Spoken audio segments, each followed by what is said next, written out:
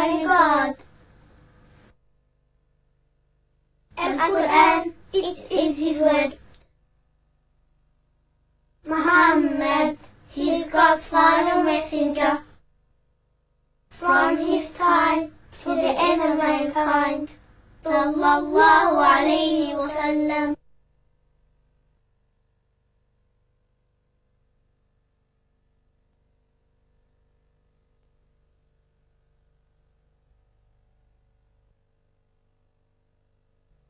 بسم الله الرحمن الرحيم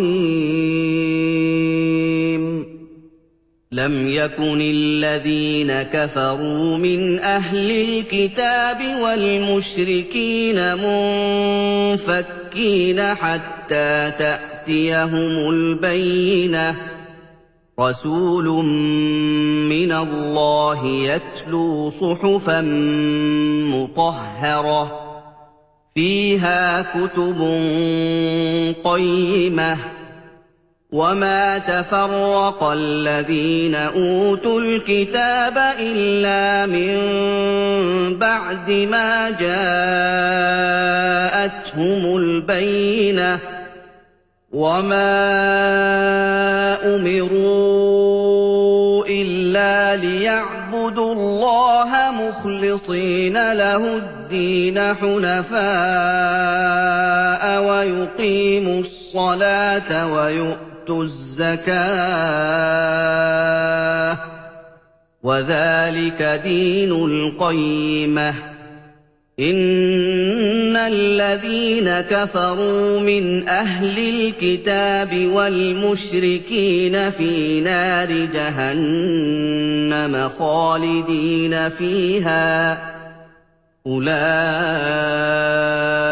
هم شر البرية إن الذين آمنوا وعملوا الصالحات أولئك هم خير البرية جزاؤهم عند ربهم جنات عدن تجري من تحتها الأنهار خالدين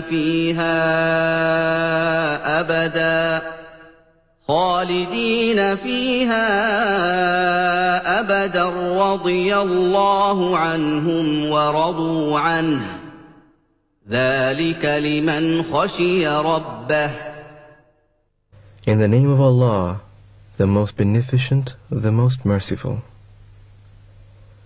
Those who disbelieve from among the people of the scripture and al-mushrikun were not going to leave their disbelief until there came to them clear evidence. A messenger from Allah reciting pure pages, wherein are books right and straight. And the people of the scripture differed not until after there came to them clear evidence. And they were commanded not, but that they should worship Allah, and worship none but Him alone, and offer prayers perfectly, and give zakah, and that is the right religion. Verily those who disbelieve from among the people of the scripture and al-mushrikun will abide in the fire of hell. They are the worst of creatures. Verily those who believe and do righteous good deeds, they are the best of creatures. Their reward with their Lord is gardens of eternity, underneath which rivers flow. They will abide therein forever. Allah well pleased with them, and they with Him. That is for him who fears his Lord. Assalamu alaikum wa rahmatullahi wa barakatuh. May Allah's peace and blessings be on each and every one of you. This evening's presentation, which begins a series of lectures, is on my way to Islam. And I hope to share with you my personal experiences which led me to the religion of Islam, not so much as a historical account of events, but more so from the point of view that there are lessons that may be learned from those in the audience who are Muslims, who may learn from my experience how Islam may be distorted and how it should be presented. And for those in the audience who may be non-Muslims, perhaps some of the things which I reflected on, some of the experiences which I went through are shared experiences, and perhaps it would cause them to reflect as I reflected and have a look at Islam as a viable alternative to whatever systems or beliefs they now hold. I was born in Jamaica, which is an island. I'm sure most of you know about it. It seems to be most important for reggae in the world of music, and rum for those who are into drugs. It is also known as an area of tourism. At any rate, I was born in a Christian family. My mother was an Anglican, my father a Presbyterian, and my father's father was one of the leading church scholars there in Jamaica. He had learned Greek and Hebrew and was quite a figure. I didn't spend much time in Jamaica. My parents migrated to Canada when I was quite young, so I really don't have too many recollections of religion beyond, as a child, not wanting to put the penny in the plate. You know, we all were given coins to take to church, and when the plate was passed around, you had to put the penny or whatever in the plate. And I remember doing so because, of course, parents were there and you couldn't put it in your pocket, but doing so quite reluctantly and wondering to myself, why are we doing this? I would much prefer to use it to buy some candy or something else. At any rate, my parents migrated to Canada. What I can recall of growing up in Canada, primary and secondary education, is having to go swimming naked. This is what has left the biggest impression on me. That all the way through junior high school and high school, all the boys had to go swimming naked. You weren't allowed to swim with swimming trunks unless you had a special permit, you know, something from the doctor, the support of your family, to get you out of it. So we all had to go swimming naked. And of course, showers after gym, it was just a big hall with shower heads and everybody showered naked. I felt shy about it. I couldn't really understand why we had to do it, but this is what we had to do. Much later in life, I came to realize that there was a philosophy behind this. This was something being introduced as a means of breaking down the feelings of shyness that people naturally hold to exposing themselves in front of others. And it was a product of the Darwinian approach to sociology, psychology, wherein feelings of shyness are looked at as being sickness, a sign of some kind of mental problem.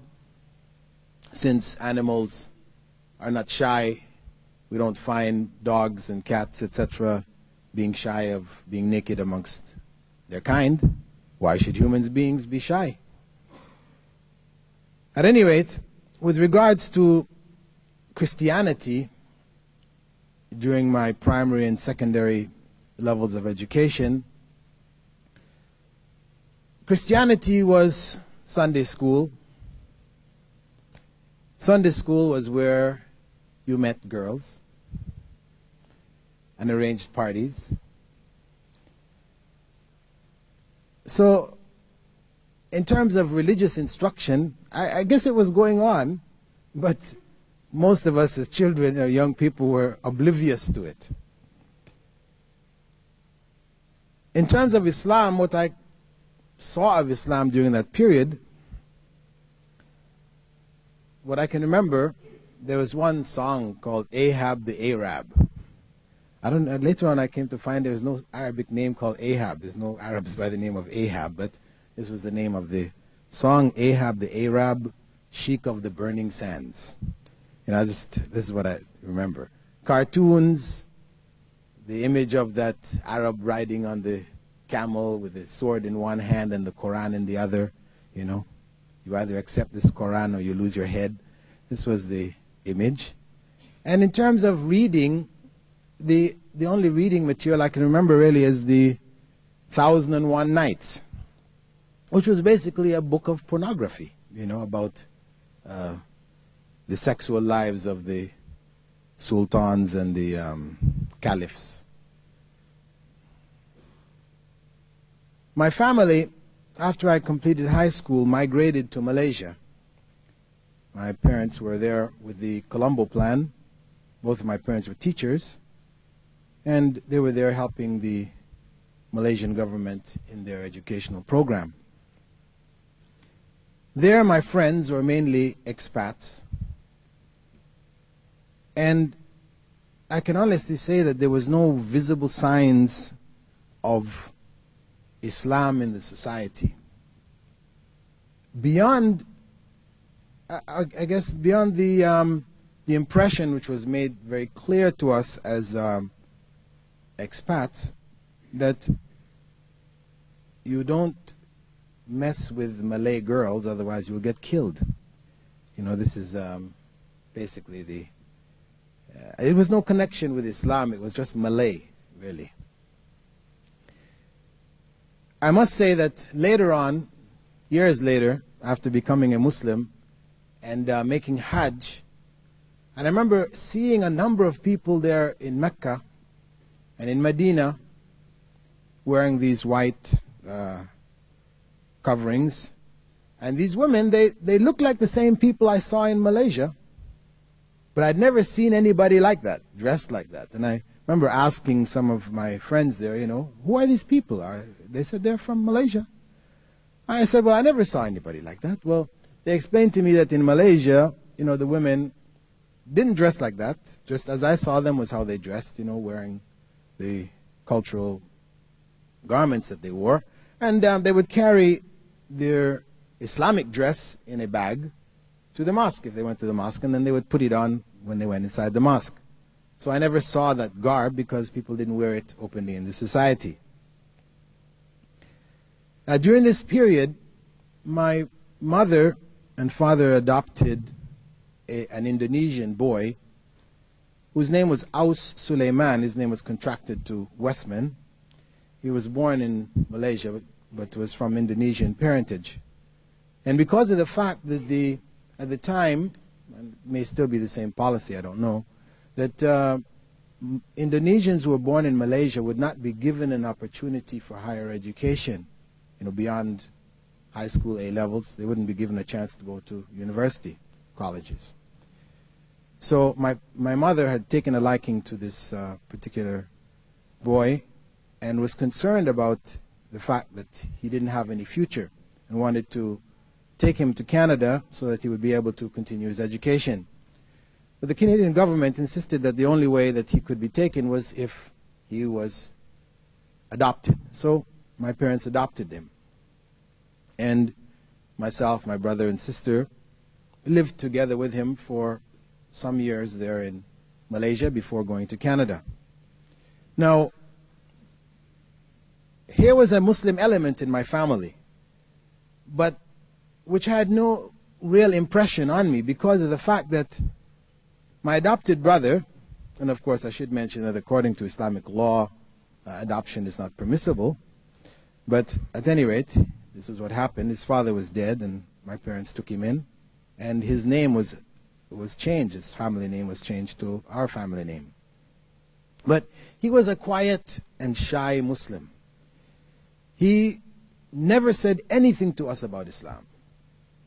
Sometimes we'd open his room door, and if he happened to be praying near the door, the door would bounce him in the head whilst he was in prostration. We'd close back the door and speak to ourselves and say, what's going on? What is he doing in there?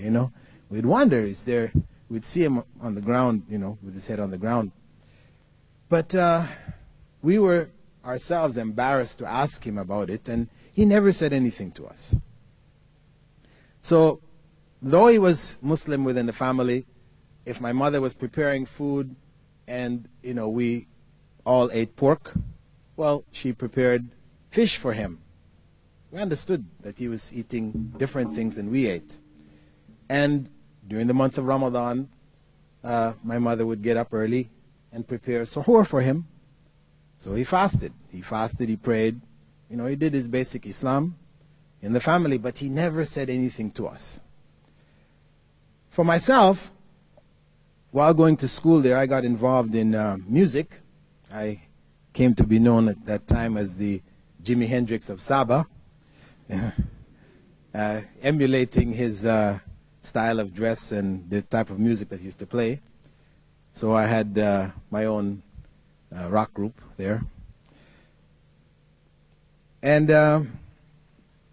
this was basically the focus of my life until I finished off high school and decided to go back to Canada to further my education on a tertiary level, which is in university. I was accepted in University of Simon Fraser, and there I went to do a degree in biochemistry.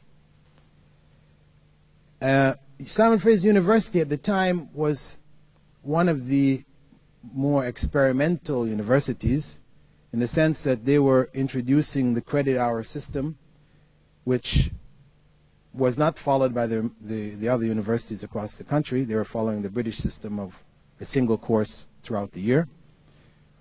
And at the same time, what you found there was really a great looseness in the whole structure of the university. And there were a number of American students in this university who had come up to the university, and their ideas were influencing the students at the university.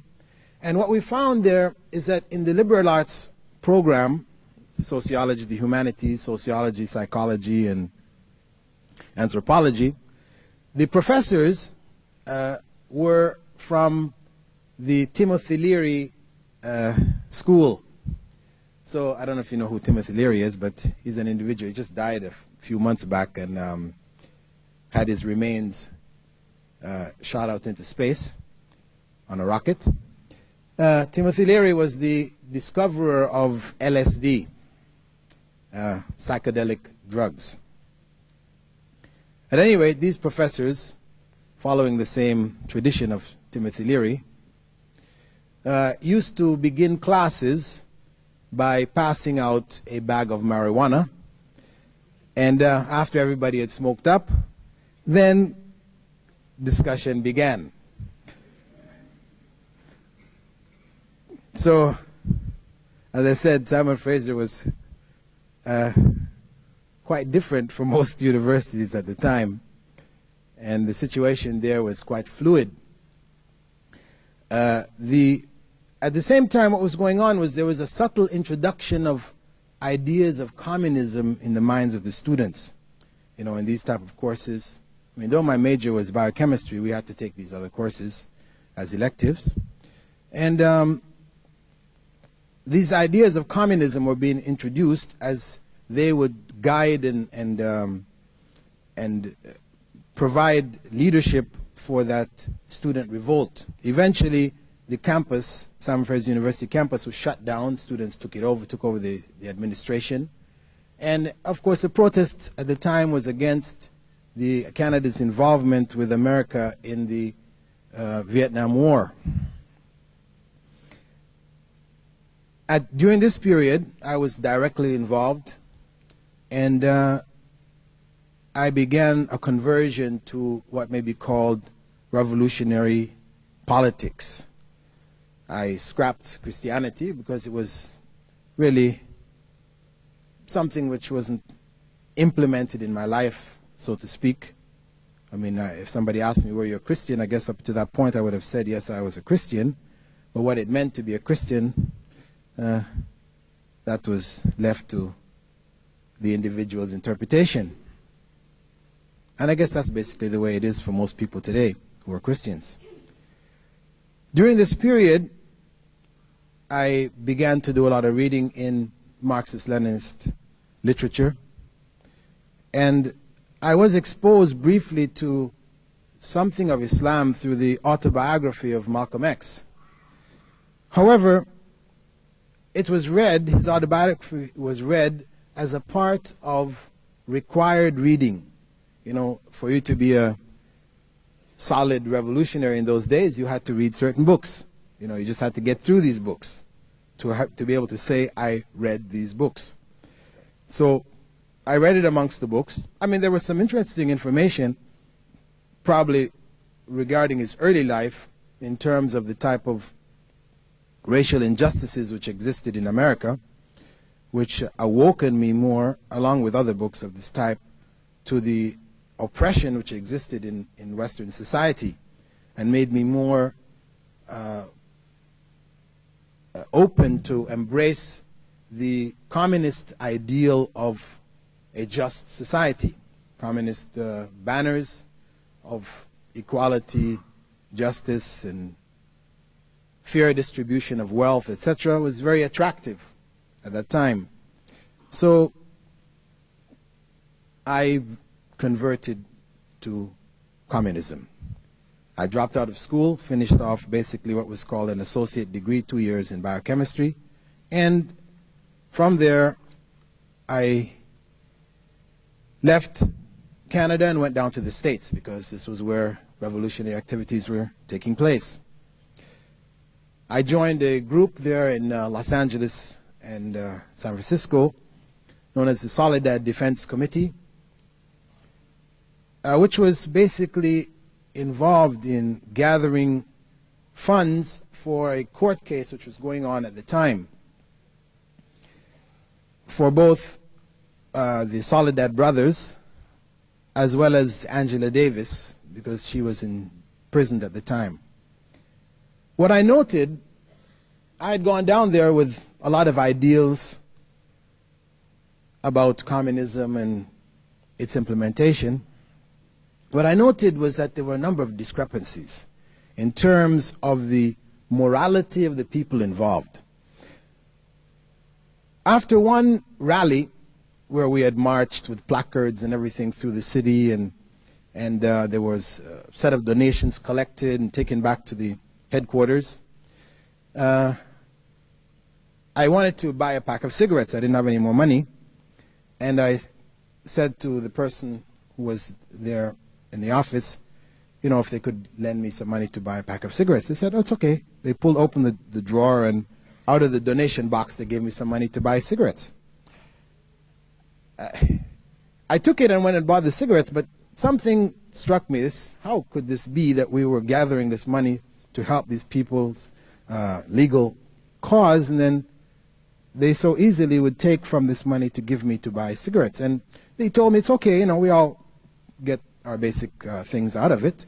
And I came to find out that, in fact, everybody's rent was being paid out of these funds.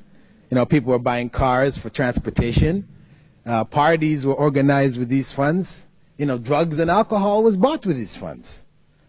So, it really bothered me. I continued with them, but this thing really struck at me and just left me really disheartened. And the final straw was at a major rally which was held in Los Angeles, where the leaders of the various organizations that were active at the time, the Black Panthers and others, got together. And everybody was just drunk at this, it was done at a big park, and people were just, drunk out of their minds, after a lot of talk, and then it was just a whole drunken scene. And to me, though I won't say I wasn't involved in drugs at the time also, like everybody else, but, it was something like, you don't do this when you are involved in party activities and things like this, It was sort of supposed to be controlled. I mean, that's what people said. But the fact of the matter is that there was this just wide open lack of discipline amongst these people. And I felt inside myself that, this was not going anywhere, really. I could see there was no real future in it. Probably one of the most popular books for standard reading at that time was a book called Soul on Ice. The person who wrote it, who was a member of the Black Panthers, he wrote this book which was basically about raping white women. Right? This was what the book was about, how many different white women he raped. And it was presented in such a way that, people were looking at this as being, his reaction to racism in America, and, it was all justified. But I couldn't get over, when I was reading this, it just seemed to be a book of a serial rapist. I couldn't see that other side of it. But this was standard reading. After the rally in the park in Los Angeles, I decided to go back to Toronto and, get involved there instead, with the people who maybe I was more familiar with. I went back and joined an organization there called Black Youth Organization, which worked with the Black Students Union and University of Toronto campus. And, being involved, again, this was still an extension of communist politics with some element of nationalistic teachings, which is that we would focus on Black Canadians and try to elevate their consciousness towards the oppression which existed. But again, I found myself in a situation where it was mainly students and young people talking to young people. We weren't really affecting anything in the society. And I could say probably my biggest exposure here was to further reading to books of famous writers of the past. Probably the most striking thought that I can remember from that era was that of a writer, Frederick Douglass, who back in the 1800s, he was a black man who had been freed and was quite outspoken for the cause of black people in America. He had made a statement that the limits of oppressors are defined by those who they oppress, where he put the responsibility on the oppressed, that they are the ones ultimately that define how much they will be oppressed. That left a sort of an impression on myself, in that it sort of indicated that the state of a people is determined by their own consciousness. If they don't want to be free, if they don't want to be liberated, they don't want to be educated, then they won't be. You really can't make people free. People have to want to be free. During this period, I had some exposure to Islam. We had a standard movie that everybody had to watch, known as the Battle of Algiers, which documented the Algerian struggle for independence. And of course, the battle cry during that struggle was Allahu Akbar. There were women wearing hijab and hiding weapons under their outer garments, and so there was something of Islam there. Then I also came in contact with the black Muslims, Elijah Muhammad's followers. I went to the States again and visited some of their temples, but though I was impressed by the discipline that they had, in terms of the personal discipline, outwardly anyway, this idea that God was a black man, just I'd given up the idea of God anyway, becoming a communist, but then the idea that God was a black man who should be worshipped became even more ludicrous to me. So I didn't find really anything attractive about Islam at that period, and I just continued to be involved in the activities of this organization. I continued to play music. At the time I used to play in nightclubs and for rallies, to raise money also for the activities of the organization. But slowly again, I found myself at a state where I didn't see any future in what we were doing. We were not affecting any major change in the society. It seemed really not to be going anywhere. At this time, what struck me was a movement in South America. I think they were called the Tupamaros or Tupamaros or something like this in Argentina. They were urban guerrillas. They had taken the struggle to the streets, fighting the government directly. And there were movements in the States like the SDS, Students for Democratic Society, who were taking that route also. So I thought it seemed like that's the only thing that was left, to be talking and rallying. This didn't seem to be going anywhere. The only thing left was now to take the battle to the streets. So I decided to apply to go and study urban guerrilla warfare in China. And I went to the Chinese embassy in Ottawa, because Canada maintained relations with China during this period. And I went to see the ambassador and the person in charge of education, etc., to make this application. What struck me was the person who came to me was a chain smoker. I mean, he was smoking the whole time. And these cigarettes without filters even, very strong cigarettes, but the whole time, every cigarette was finished, he started the next one. And to me at that time, the idea of control of cigarettes and drugs and these type of things, I thought it was important. And this sort of struck me as something which wasn't very good, because here was a person who was supposed to be a representative of the revolution, and he had no personal discipline. At any rate, I filled out my application. They told me, we'll send you word as soon as the okay comes. I went back to Toronto and waited. This was over the Christmas holidays of 1971. And at this point, what I found was that when I got back to Toronto, that a good friend of mine who was in the leadership committee of this organization, which I belonged to, had accepted Islam. She became the wife of a known speaker today, Dr.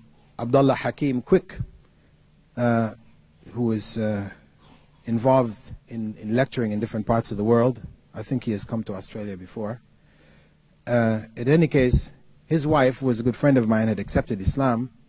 And this caused me to say, well, let me have a look. Because she was perhaps an even more fervent communist than I was. She was a Maoist, which is like the extreme wing at that time.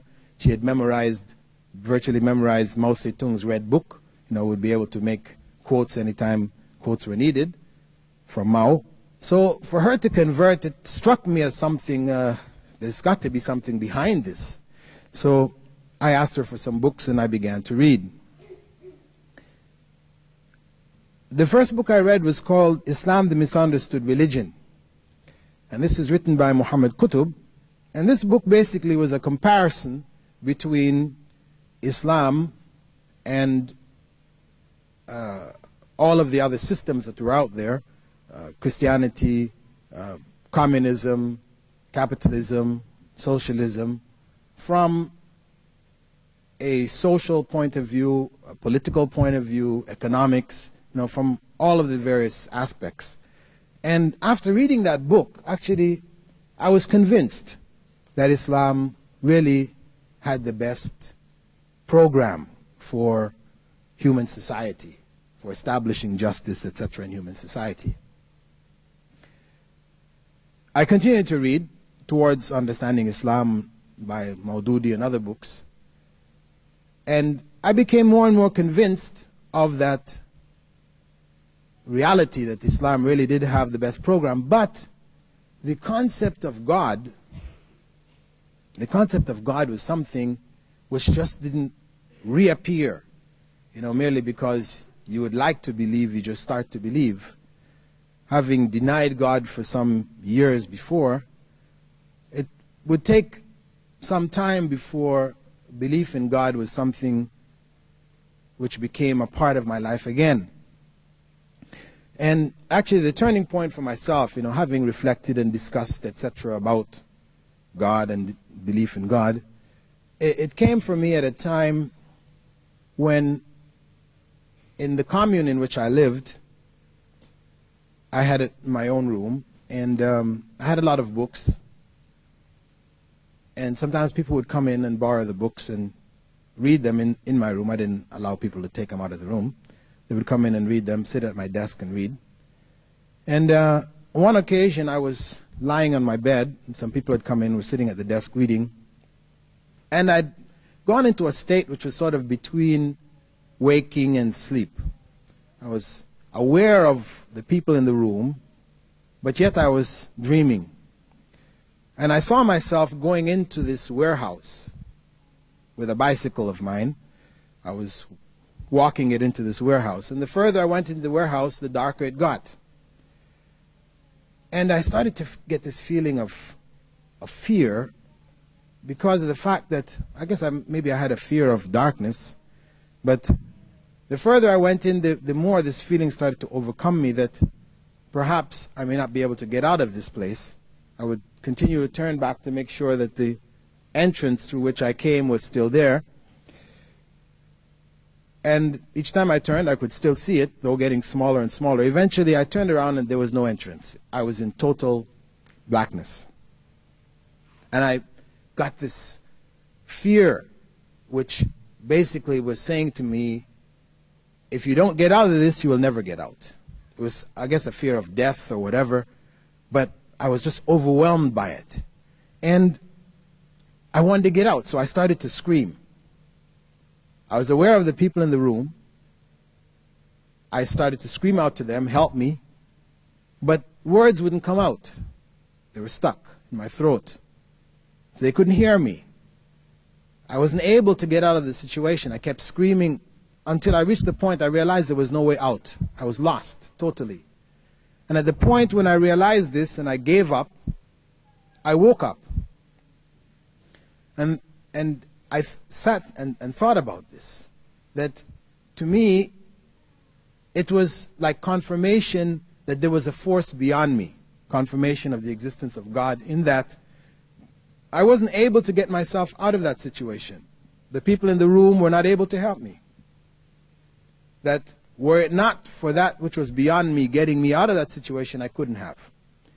So that had a marked effect on me. Shortly after that, I decided to accept Islam. And when I was taught how to pray, the sujood in particular, I realized that my adopted brother was a Muslim. At that point, I was happy on one hand, but I was shocked on the other hand, that he had understood all of this and had all of this all these years and had never said anything. I went out to Ottawa because my parents were there and he was there studying with my parents in university. He was very happy to see me. I was happy but upset. I was upset with him because I told, why? All these years you're with us, you never said anything. He said that, he felt embarrassed because for him to say anything to us that might influence us to become Muslims, he felt it would be a disservice to my parents who had helped him, and he just felt shy about causing any problems in the family.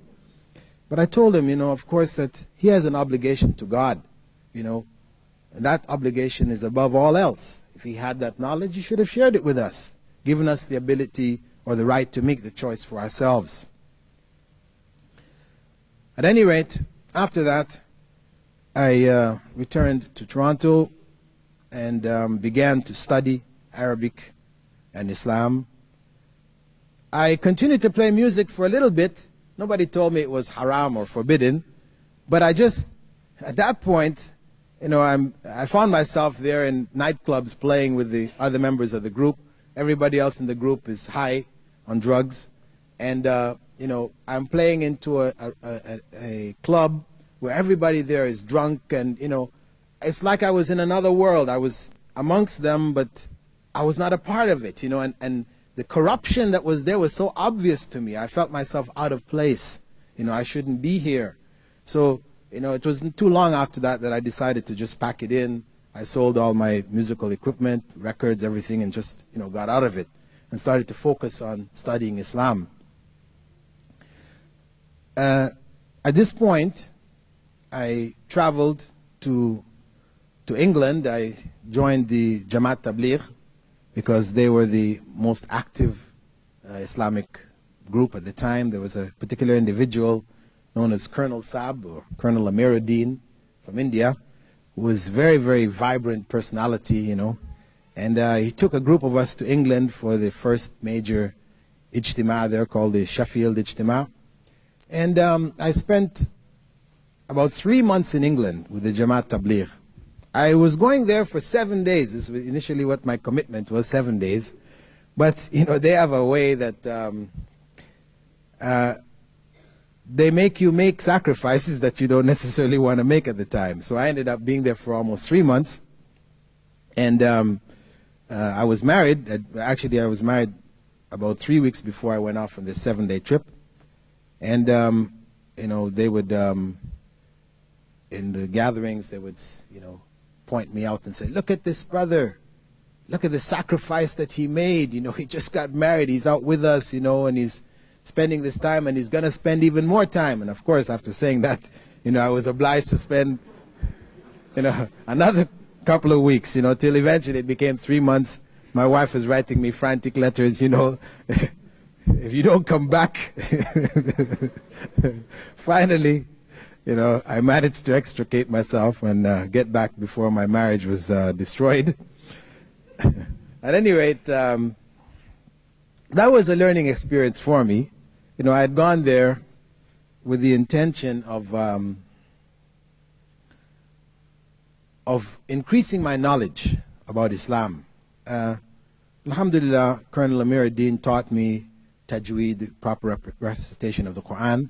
And I had been told there that in England, in the many mosques that they had in England, there were scholars in each mosque there who you could learn with. So wherever I went, whenever we stopped at any of the mosques, I would sit under the scholar there and take my notes, asking questions, etc. And I came back, and when I came back to Canada, I announced to my wife that we are now Hanafis. And she said, what is a Hanafi? Well, I explained to her that, we are Hanafis, because the Jamaat was teaching that, of course, you had to follow a madhab. You had to follow one of these schools of Islamic law. And though they were all the same, somebody will come along and tell you, well, the greatest Imam was Imam Abu Hanifa. He was the first. Most Muslims are Hanafis. So then we're all Hanafis. So that's the best thing to be. So then I became a Hanafi and informed my wife that she should be a Hanafi also. Whilst I was there, I also learned the prayer for women, because the Hanafis teach a separate form of prayer for women.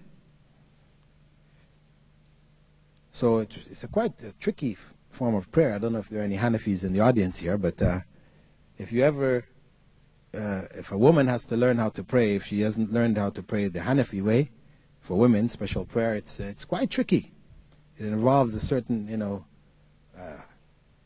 gymnastic ability to some degree. And at any case, I learned it so I could teach it to my wife, and I taught it to her. And after that, we moved, and we're living next to the masjid in the house of a brother. We had rented an apartment. His brother Mahmoud Khayal, who was originally from Egypt. His father had been a scholar in Egypt and was part of the Ikhwan movement, one of the students of Hassan al-Banna. And I started to learn Arabic from him and fiqh. We started to look at the books, and he was explaining to me different things. And then I started to find these discrepancies between what I was now learning and what I had learned when I had gone on Jamaat Tabligh. Of course, he was from the Shafi'i school of thought, and he explained that this is the Shafi'i position, and here's the evidence for it, etc. And I started to see these differences, which led me to believe that I needed to go and learn Arabic thoroughly and study Islamic law from the sources myself. So I applied to go and study in Saudi Arabia to University of Medina, and I was accepted there and began to study. I completed a BA in Usul al-Din, or Islamic Studies, and following that I went to Riyadh and did a master's in Islamic Theology. When I went to Riyadh, my parents actually were there before me. They were there teaching, because after having left Malaysia, they came back after I left, came back to Canada. From there they went to Nigeria, to northern Nigeria, where they taught for some years. They went to Yemen after that, and then they came out to Riyadh and had began teaching there at a school called the Minaret Schools. And I was invited whilst doing my master's to start teaching their Islamic studies. So I took on this responsibility of teaching students, mainly who were expatriates, because it's an English medium, expatriates working there. Their parents had studied in America or England, and wanted their children to continue in English medium. Most of the students were Western, from Western background. So the previous Islamic studies teacher, who was originally from Pakistan, they brought him there to teach. The students just wore him down. They were thoroughly westernized, and he just couldn't handle them, because in Pakistan and India, students are quiet. The teacher speaks, the teacher comes in, everybody stands up, and they're quiet until the class is over. Whereas people in America, they've learned this there's a sort of rebellious kind of attitude amongst the students. They like to talk in class, and if they find a teacher is weak and doesn't have a strong personality, then they'll just chase them out of the classroom, either by throwing spitballs at them or whatever. At any case, this individual, he didn't last more than half a term. He packed his bags and left. So they asked me to step in. And of course, having come from a Western background, I really knew how to deal with the students. So we developed a good rapport, and I continued to teach there. And in the course of teaching, of course, I came to realize that there was a major lack of materials in English to convey the type of basic information which I felt needed to be conveyed about Islam, which was not from a particular madhab point of view, but an open approach to the presentation of Islamic teachings. So it required me to start to do a lot of writing, preparing notes for the students, and eventually I prepared some books and tried to publish them back in 1981, but I wasn't successful, couldn't find a publisher. And it wasn't until about 1985 that I published the first two books. One was called Polygamy in Islam, and the other one was called The Devil's Deception of the Shia. I mean, these two books were addressing particular problems which existed at that time in America. Polygamy from the point of view that when a person is a Muslim or a convert Muslim, the first thing that non-Muslims like to ask is, why do Muslim men have 4 wives? This was the first question. So I felt it was important to write something on that topic. And the other problem was that of Shiaism, which was being promoted, because this was after the revolution in Iran, was being promoted very strongly in America amongst convert Muslims. This was an unfortunate situation, because the revolution on one hand was claiming that we're all the same, we're all Muslims, you know, no difference between Sunni and Shia and so and so. But at the same time, the Shiites would focus on Muslims to convert them to Shiaism. You know, so it seemed to me to be definitely a devious approach, because on one hand they were saying there was no difference, but on the other hand they were trying to convert ignorant Muslims to Shiaism, as opposed to going to non-Muslims and clarifying for them what Islam was. During this period, I also began to, once I finished my master's at Imam Ibn Saud University, or King Saud University, I began to a PhD in University of Wales. And the focus of my PhD was that of exorcism in Islam. A lot of people were asking me, why exorcism? You know, couldn't you find anything else to write about? You know, for me, I began this study of exorcism, which involved, you know, traveling to different parts of the Muslim world and investigating, because it was something which was out there, which, though I had studied all the way up to a master's level, I really didn't get a clear picture as to what was involved, you know, what is the rights and the wrong with regards to exorcism. So I decided to make that my focus for the PhD. And at the same time, I felt I wanted to utilize it as a means to provide in the Orientalist circles material which was authentic on the spirit world of Islam. You know, the human spirit, the world of the jinn, the world of the angels, because this would become a major part of the thesis. Because anybody researching today the spirit world in Islam, what they find is the writings of Orientalists in which they have gathered the folk tales and myths of Muslim peoples from all around the world, and they've presented this as being the Islamic view of the spirit world.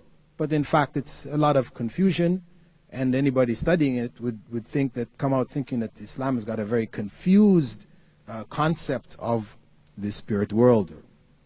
So I felt that this thesis would also provide this foundation. Now, whilst doing the PhD, the Gulf War came up. And prior to the Gulf War, I was invited out to the base in Dhahran. So it was the Saudi Arabian Cultural Information Tent. There we provided information about Saudi Arabian culture, which of course, much of which is from Islam. So it meant explaining things about Islam. And we took the troops into the city. We helped them purchase things. We showed them different aspects of Islamic society. We took them into mosques, etc.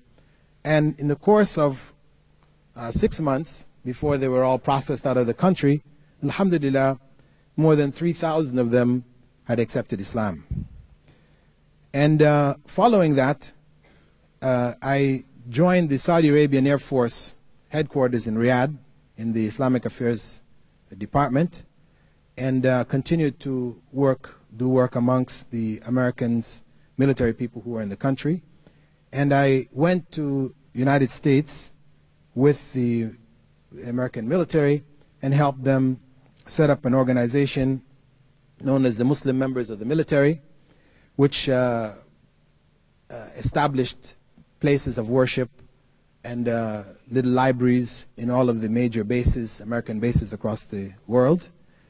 And the whole momentum for Islam within the military picked up to such a point that within 2 years after that, the first Muslim chaplain was designated for the military, the army, and then a Muslim chaplain from the Navy, and now they're looking for one from the Air Force. And Islam has continued to grow in leaps and bounds within the military. Following that, I continued with them for 2 years, and then I transferred to the UAE, United Arab Emirates, where I joined up with a charitable organization there by the name of Dar al-Bir. and set up for them a Da'wah center in Dubai, where I have with me 4 other brothers and sisters who are involved in Da'wah. And alhamdulillah, it has been quite successful. We have an average of about a person daily accepting Islam, most of which are from the Philippines, but we have a large number also from India, from Hindu and Christian backgrounds, as well as Americans, because American ships, Navy ships, come through there. And we have a channel, a network of people who are helping us. We work with the taxi drivers. Many of the taxi drivers are from Pakistan, Pathans. And when they drive anybody who questions or asks them anything about Islam or anything to relate to Islam, they immediately bring them to our center so we can provide information for them. A number of them also carry pamphlets inside of their taxis. I've also been involved in giving lectures about Islam on television, on Sharjah television, as well as Ajman television, 2 television stations there in the UAE.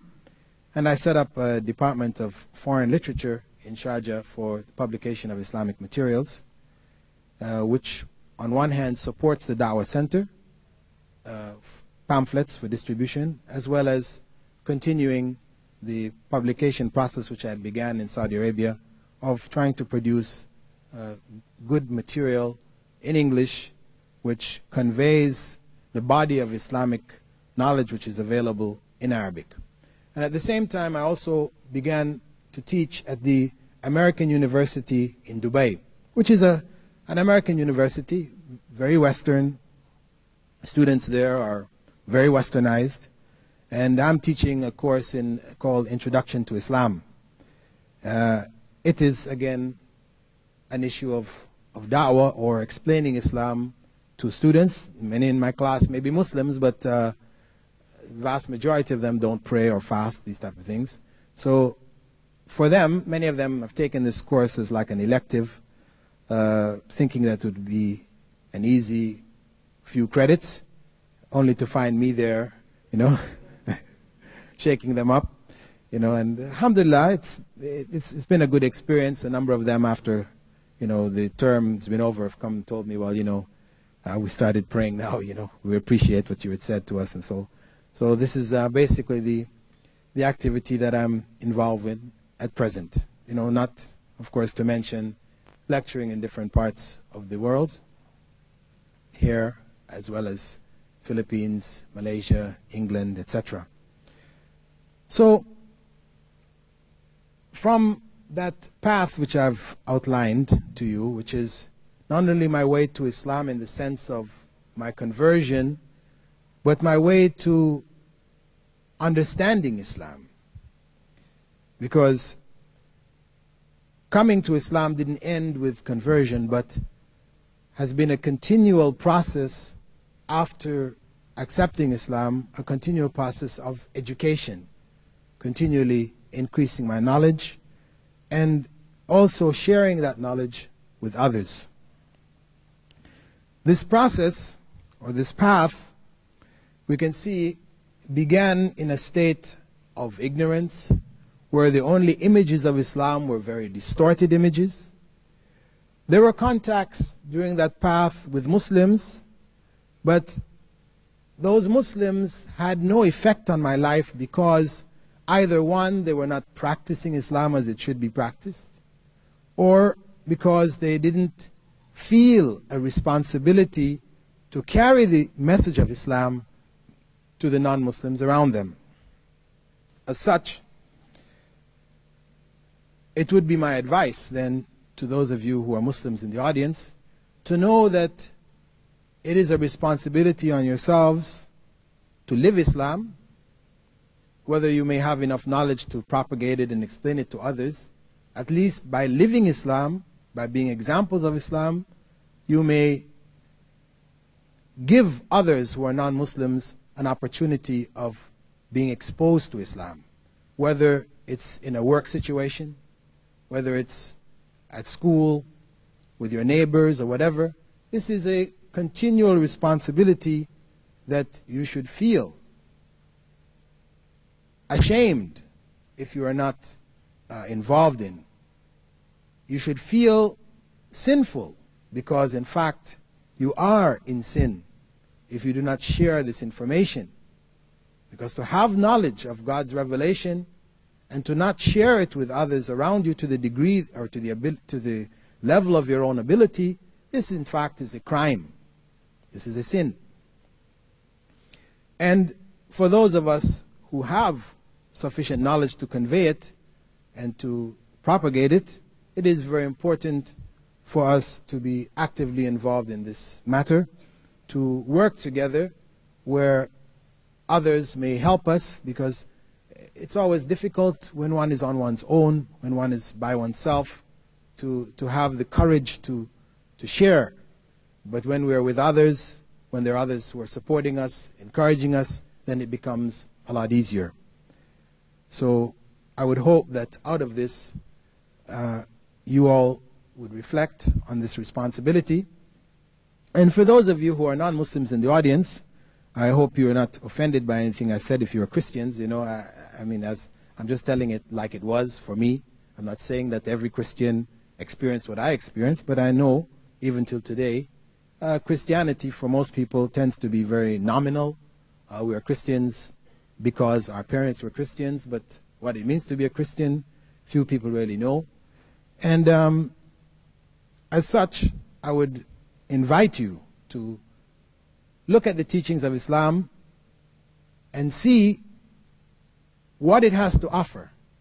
Because Islam, in no uncertain terms, represents the way of life which Prophet Jesus himself brought, but which became distorted and diluted to the point where it has very little effect on the lives of Christians today. And with that, inshallah, I will conclude my speech, hoping that, as I said, I didn't offend anybody in sharing with you my own experiences, and hoping that it has been of some guidance or enlightenment to. Alhamdulillah, wassalatu wassalam ala Rasulillah. All praise is due to Allah, and may Allah's peace and blessings be on the last messenger of Allah. I have many questions, and I know at the same time we have about 15 minutes. Oh, 50 minutes. Okay, that sounds a little better. Right? So we'll try to answer. Still, I don't even know if 50 minutes will be enough to deal with all of them, but we'll try to cover as many of them as possible. I will focus first on those that are directly related to the talk, and then go to those that were side issues, which maybe were implied by the talk, and then those which really have no relevance to the presentation at all. Okay, some direct ones. What effects did Islam have upon your parents and family? Can you tell us whether your family members converted to Islam or not? What happened with regards to my immediate family is that my parents accepted Islam in 1994. That is 3 years ago. They accepted Islam, and I accepted Islam in 1972. So what we're talking about is 22 years. And so this is like advice also to those who may have accepted Islam also and are trying with their parents and feel very frustrated, you know, that parents are not responding, that one has to be patient. You know, when they're ready, then they will accept Islam. If it is that they want the truth for themselves, to live according to that truth, our duty is only to convey that message to them and to ask God to open their hearts. And we have to be patient. We have to show them, not only in our words, what Islam is, but we also have to show them, more importantly, in our deeds.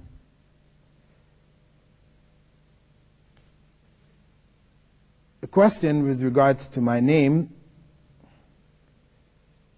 you're called Abu Amina. Abu Amina means the father of Amina, meaning that my eldest child, her name is Amina. So I took the kunya, or pet name, Abu Amina. The name which I chose was Bilal. And my family name, Philips, some people question, well, why are you keeping this family name, Philips? It's not an Islamic name. Well, according to Islamic law, when a person accepts Islam, they may change their given name, but the family name should not be changed because it represents one's family. When a person becomes a Muslim, it doesn't mean that they no longer are part of the family that they were born into. They're no longer the son or daughter of their parents. So it is not permissible that the family name be changed, regardless of what that family name is. We know when we speak of Prophet Muhammad, may God's peace and blessing be upon him, we refer to his grandfather, Abdul Muttalib, which it means the slave or worshipper or servant of Al-Muttalib, an individual Al-Muttalib, which is, as a Muslim, an unacceptable name. One may not choose this name. To call oneself Abdul Muttalib is a forbidden name. But if that's the name of one's parent, then we're not allowed to change that name. My name prior to Islam was Dennis, and this name I could not keep. There are some non-Islamic names or non-Arabic names which a person may have. John, for example, it doesn't have any bad meaning, so one can keep a name like this, or Mary, or other names from which may be found in the Bible, or whose meaning is not bad. One is not required to change even the given name. But where the name has a bad meaning, for example, for women, the name Diana, for example. Diana is the goddess of love in Greek, Roman mythology. So for a Muslim to have this name is not acceptable. Similarly, Dennis comes from Dionysius. Dionysius is one of the Greek gods of party. So it's not an acceptable name, so I changed this name.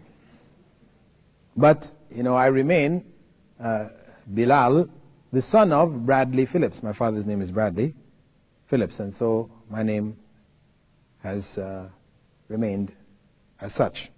Now, with regards to the rest of members of my family, my brother and sister, who are non-Muslims, neither have accepted Islam.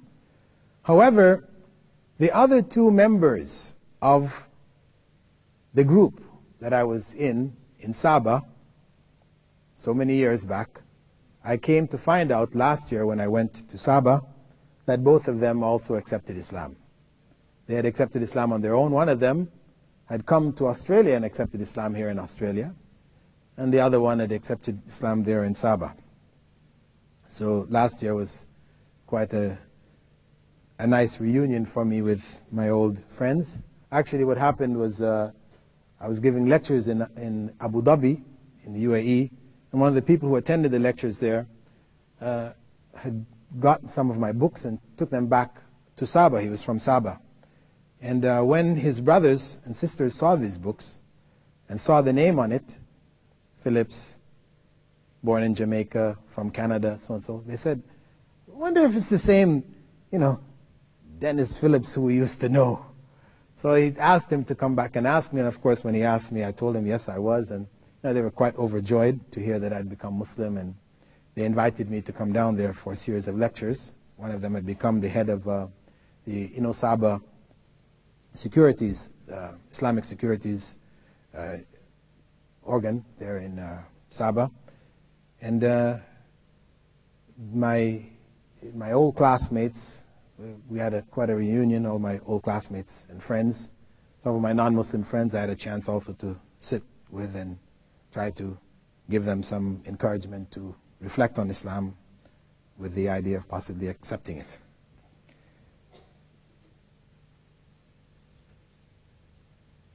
There's a question regarding my acceptance of Islam. One person questioned the issue of using the term convert to Islam. I know there is something of a debate about whether we should say revert or convert. And I found it to be really something of semantics. I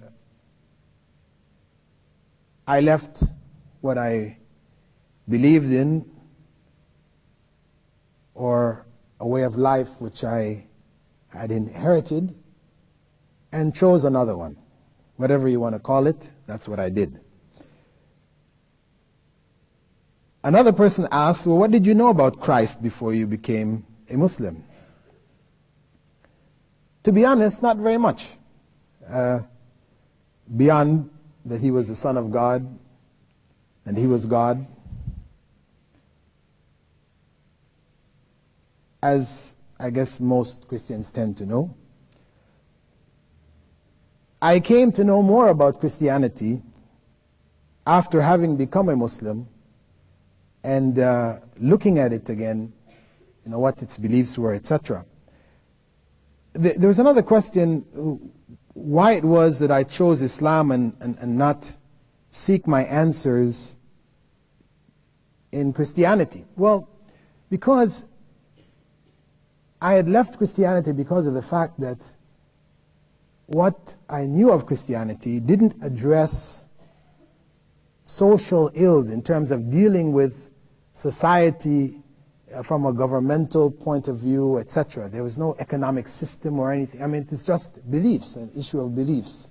They may be nice moral beliefs, etc., but they don't address the world. It is leave unto God what is God's and unto Caesar what is Caesar's. This is the approach, which is not a practical approach in terms of changing society.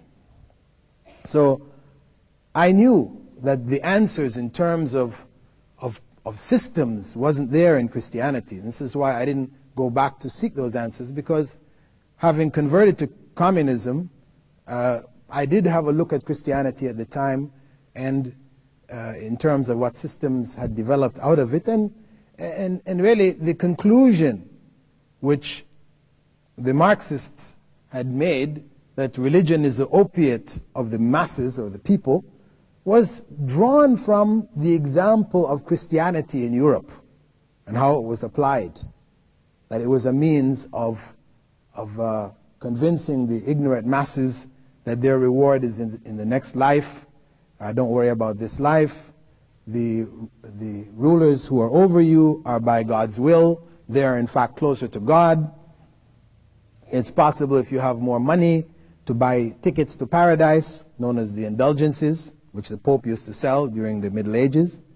I mean, this whole tradition led these philosophers to conclude that religion was the opiate of the people.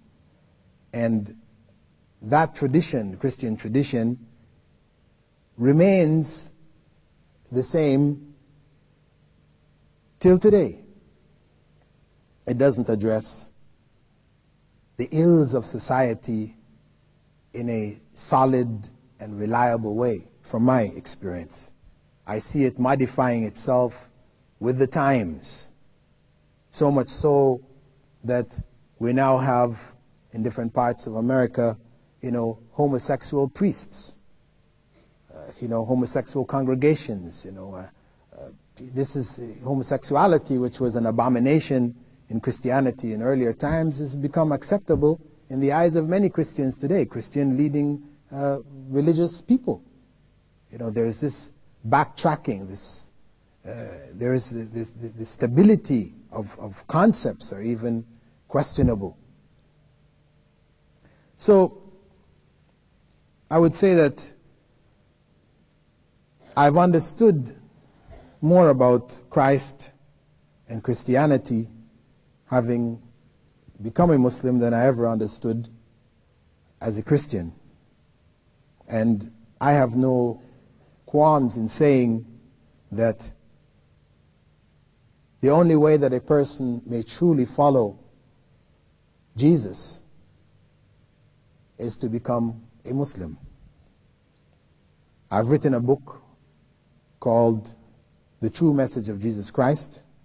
It is available, in which I have gathered research to that effect, to show from scriptures, Islamic as well as from Christian scriptures, that the message which Jesus brought was Islam, submission to the will of God. And that his way, the way which he invited people to, was the way of Islam. And that he himself was in fact a prophet of God and not God.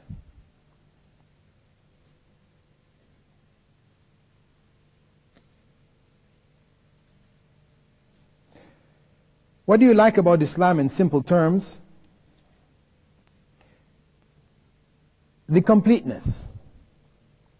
That it is a total system. It is a way of life which governs all aspects of my life. It provides guidance for me in a world of darkness.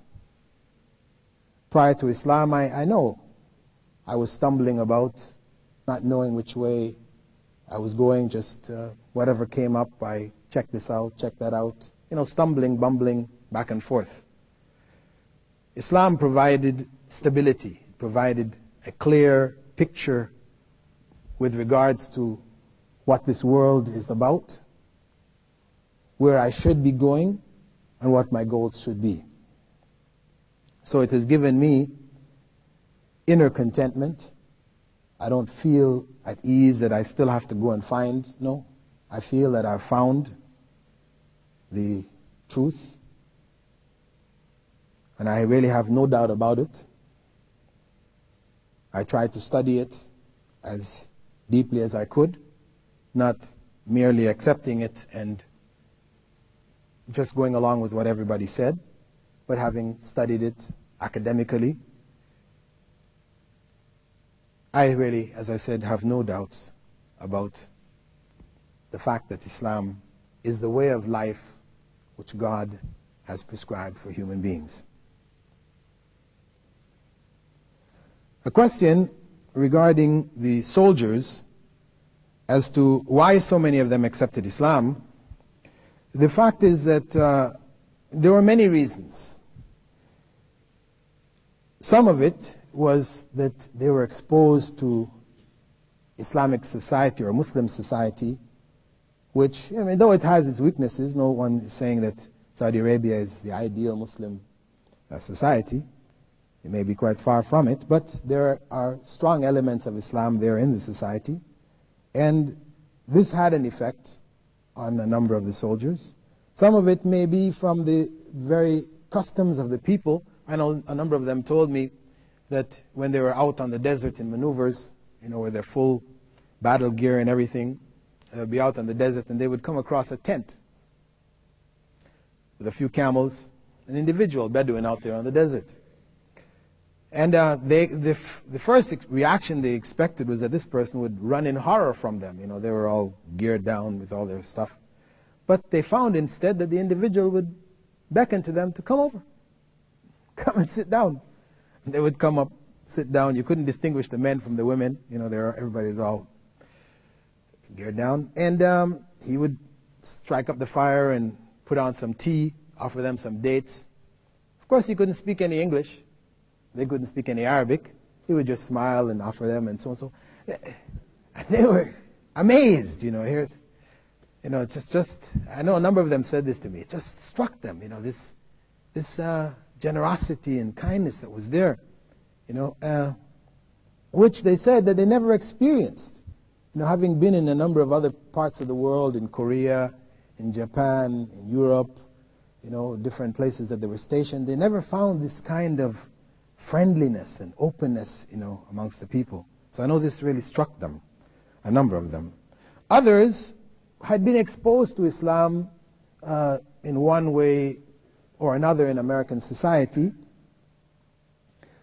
They had a lot of distortions, and so we had open sessions where people could ask any questions they wanted to, and so a lot of clarification was there, which helped to let them understand what Islam really was. There were some who were impressed by the security which was there in the society. You know, they used to come into town late at night when they're off duty, 1 o'clock in the morning, and they could walk around without a sense of fear that, they're going to be attacked, somebody's going to rob them, whatever. And this had an impression on a number of them. Back in America, they know they could never do this.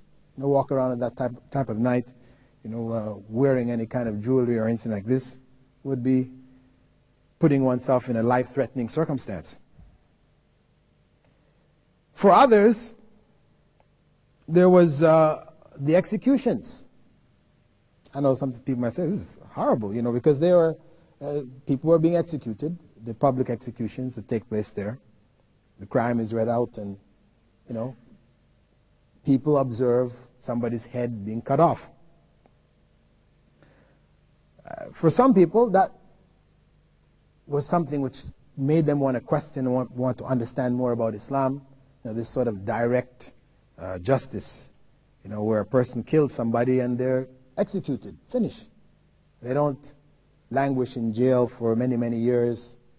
People's taxes having to pay for them, provide them with television, comfortable living for, 30, 40, 50 years. But this idea of the eye for the eye made sense to them, and it attracted them. For a number, it was the issues concerning women.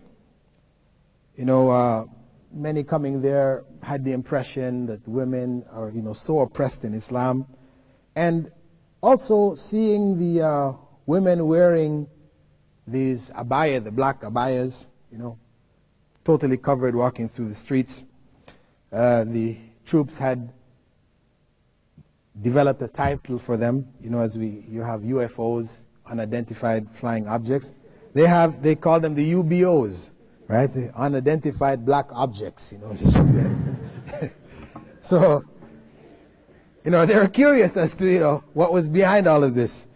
So, for a number of the women, they were taken into Saudi homes and they got to meet Saudi women and discuss with them. So they were educated, could speak with them, etc. And they came to understand that Islam's position was one of protection as opposed to one of oppression. For some, it was the issues of prayer and how the prayer was. That when the time for prayer came, the stores all closed and people went to prayer. A number of them had been told that the mosques were off limits. They shouldn't, go near them.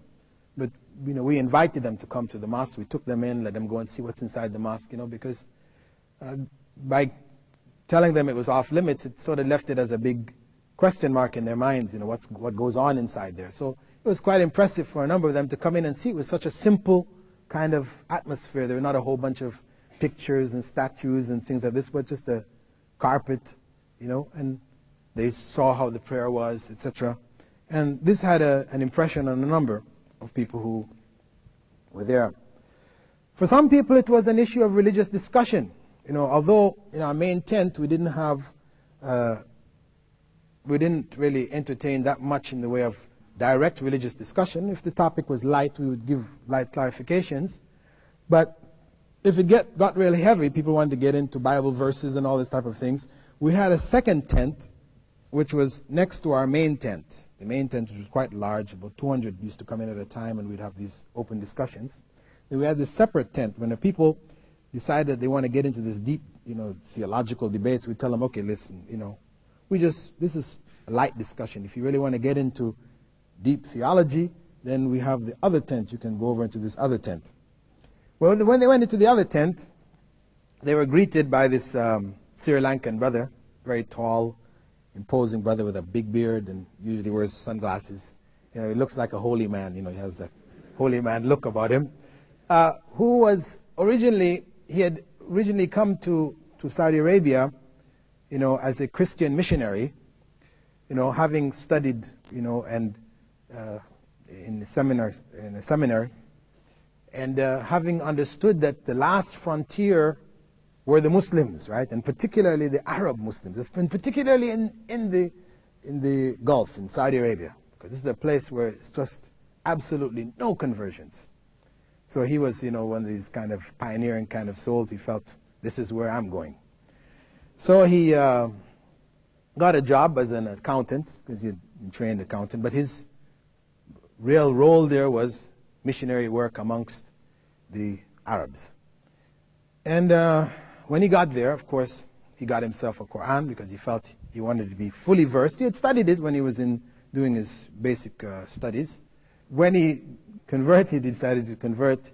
One of the organizations in Qasim, which is involved in explaining Islam to non-Muslims, took him out of his job, provided a source of income for him, and gave him a free hand to spread the word in different parts of Saudi Arabia, in the camps and various organizations that were available for conveying Islam to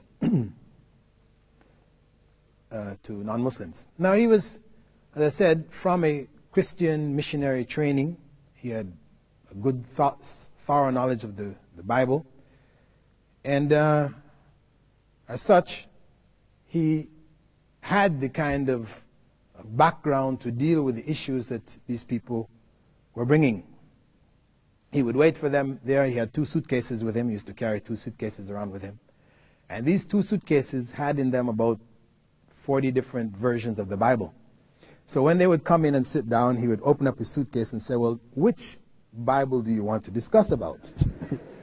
Many of them would say, what do you mean, which Bible? There's only one Bible. So he'd bring out for them and stack them all up and say, well, we have this Bible and that Bible and the other Bible. That was usually quite intimidating for many.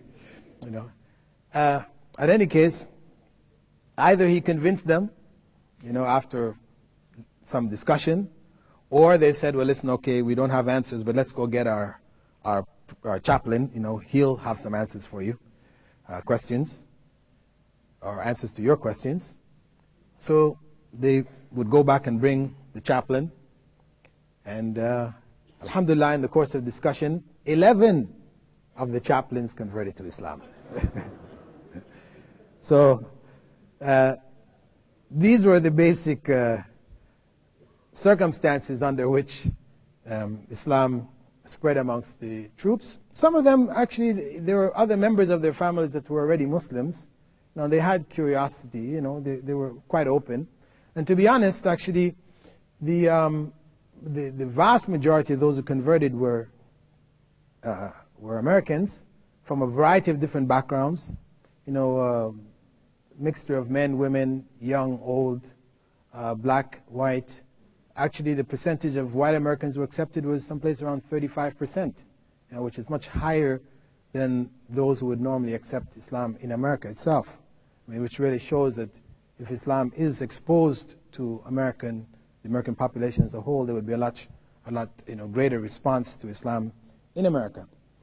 And we had people who accepted Islam who were Chinese Americans, Indian Americans. We even had some devil worshippers, who had come, who accepted Islam, because actually, the American military recognizes devil worship as a legitimate form of worship. And wherever there are chapels for the Christian sects, then there are chapels for devil worshippers on all American military bases.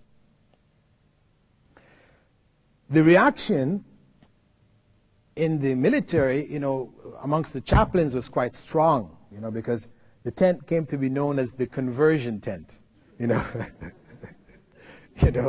they tried their darndest to get the military officials to stop or to make it off bounds to the American troops. But the big officers, etc., wouldn't agree with their suggestion because of the fact that they had such a large number of troops, and they didn't have for them the kind of R&R which they normally would have when they're in Japan or the other places where they could go to discos and and all these kind of things. These things were not available to them. Women, all this kind of things, it's just not available. So if they didn't allow the troops some outlets, which the troops wanted outlets, they wanted to find out about Islam, meet the people, and so on. So if they didn't allow this, they felt that the repercussions may be much greater, that they may, commit some crimes in the society, and which would create, major problems for themselves. So, though I'm sure they were not necessarily happy about, conversion of American troops to Islam, they really didn't have too many options given the circumstance, because after they left, according to American military records, this is the first place that Americans troops were stationed, and they left the country without any quote-unquote war babies. War babies. Americans, when they came to to Asia during the Vietnam War, they left behind, in Vietnam, in Philippines, in Korea, in Japan, in Thailand, war babies. I mean, babies who are half American, half of the locals. In fact, there was big cases going on in Philippines right now for the rights of these children. For the first time, they went into a country, 500,000 of them, and went out, and there were no war babies. In fact, the only pregnancies which they found were amongst the American troops themselves.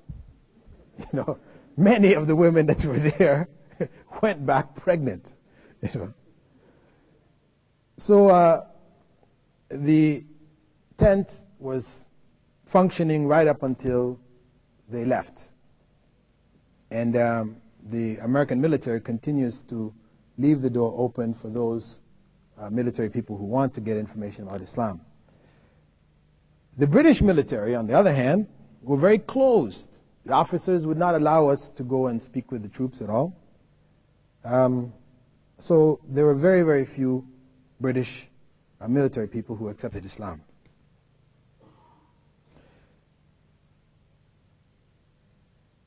What happened also is that Hajj and Umrah was arranged for those who came.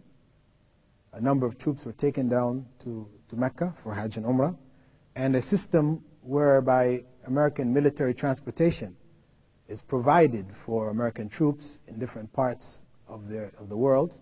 They're flown into Dhahran, and from there the Saudi military have arranged for them to go yearly for Hajj.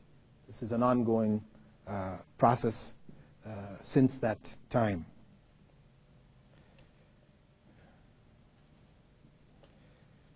Some questions concerning school of thought, because I mentioned during the course of the lecture that initially I announced that I was a Hanafi.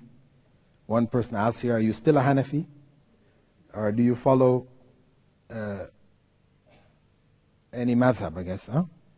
And what did you find in your research about the different schools of thought in Islam? To which school of thought do you belong, and why? Well, I consider myself a follower of all of the major schools of thought. The major school of thought meaning the school of Abu Hanifa, of Malik, of Shafi'i, and Ahmad ibn Hanbal, the major scholars after whom the schools were named. I take benefit from the efforts that they have made, and wherever the authentic evidence supports their positions, that's what I follow. And this was the position held by themselves.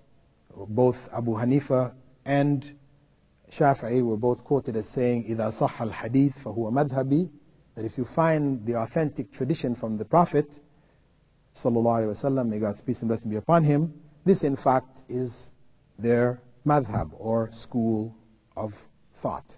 So I follow all of the schools without giving any precedence to one over the other, except with regards to where the evidence is. How do I look at them? As I said, I look at them as being the efforts of early Muslim scholars to apply Islamic law from its sources to daily life. They were human beings as such. There were errors in their judgments, which even their own students rejected and corrected. And as such, we are obliged to take benefit from the efforts they made, to follow the rulings that they made where they're correct. But it's incorrect for us to blindly follow rulings, especially where we know that evidence indicates otherwise.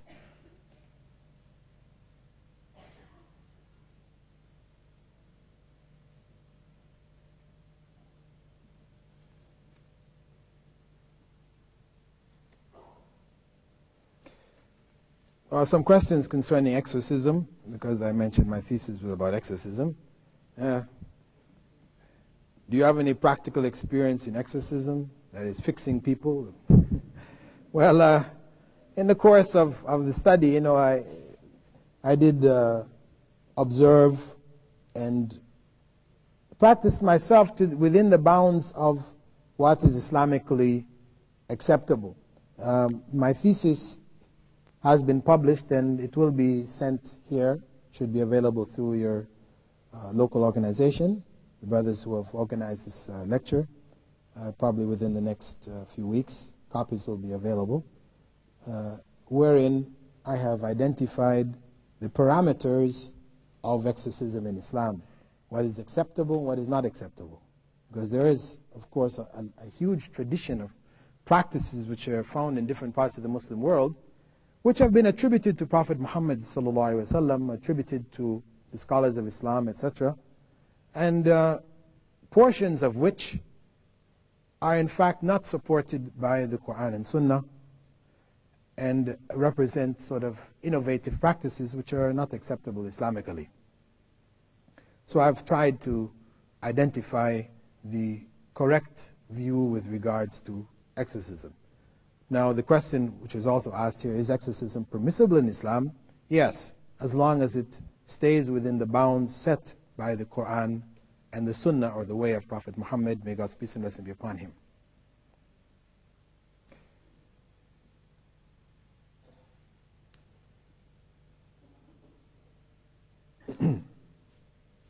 Some more general questions related to da'wah, I guess, to explaining Islam to others. I've got many non-Muslim friends, and I'm scared to tell them about Islam because they may not be interested at all. So what should I do? Well, we don't know what is in people's hearts. It's not our duty to convey Islam only to those who are interested. Those who have expressed interest, of course, then it is a direct requirement for us to convey that information to them. But whether a person expressed interest or not, it's still our duty to convey something of Islam to them.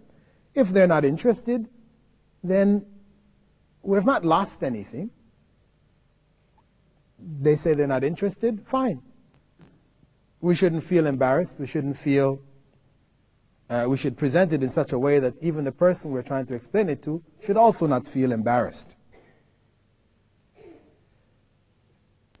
We may pass that information on to them by the way of videotapes, by the way of audio tapes, by the way of pamphlets, etc. If we find difficulty out of shyness to try to speak to people, we can give it to them in other ways. And we should live Islam ourselves by practicing Islam as it should be practiced. We will convey to them something of Islam, because we will stand out. A person who practices Islam in the 20th century will stand out from the rest of society. And those who want the truth, or who are concerned, who want to know, will raise questions. Question: to share Islam with non-Muslims, would we need to have a certain degree of knowledge about Islam? Well, of course, one should have some basic knowledge. I mean, one doesn't have to be a scholar having studied so many years, etc., etc. But one should have a clear understanding of the basics of Islam. And whatever we have of that basic knowledge, we can convey to others. If questions are raised which we can't answer, then we pause, turn it over to other people. We don't have to try to find answers. We shouldn't feel that if we're going to convey Islam, we must find an answer. We must be able to answer every question that people raise. No, we explain to them, well, our knowledge is limited. We can find somebody, hopefully, who can give you further clarification. So, one should convey whatever knowledge one has. As the Prophet, may God's peace and blessing be upon him, had said, بَلِّغُوا عَنِّي وَلَوْ آيَةً. Convey for me whatever you know of Islam, even though it be only a single verse from the Quran. And with that, I've been given the T sign, which means time to close down. And I hope, inshallah, that what we have shared this evening, if there's some questions remaining which people didn't get answered, and there are, questions about the Taliban movement and so on, so it's just sort of far away from the topic. Inshallah, you can contact the people who have organized the program, and maybe you can call me by telephone, and I can try to answer whatever I could over the next few days that I'm here. سبحانك اللهم وبحمدك نشهد أن لا إله إلا أنت نستغفرك ونتوب إليك. السلام عليكم ورحمة الله وبركاته.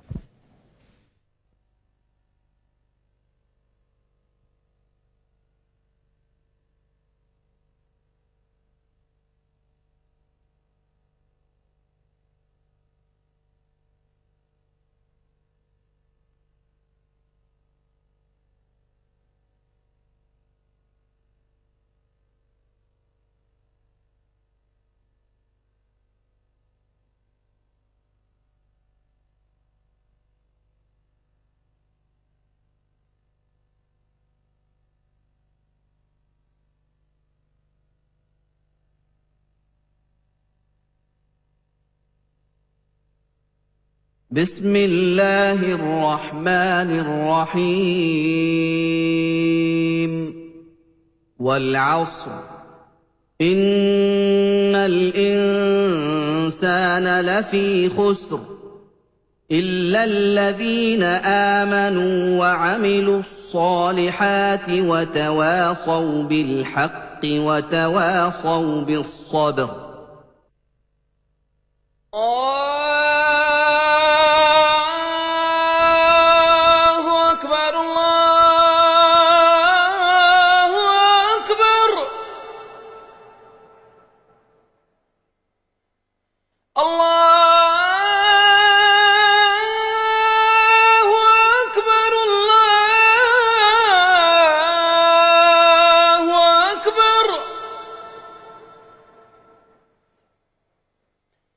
أشهد أن لا إله إلا الله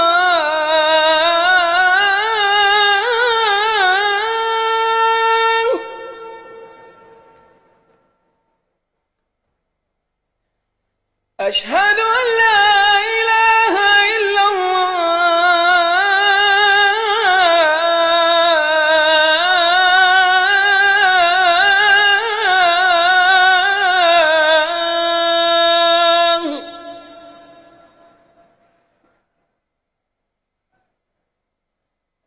أشهد أن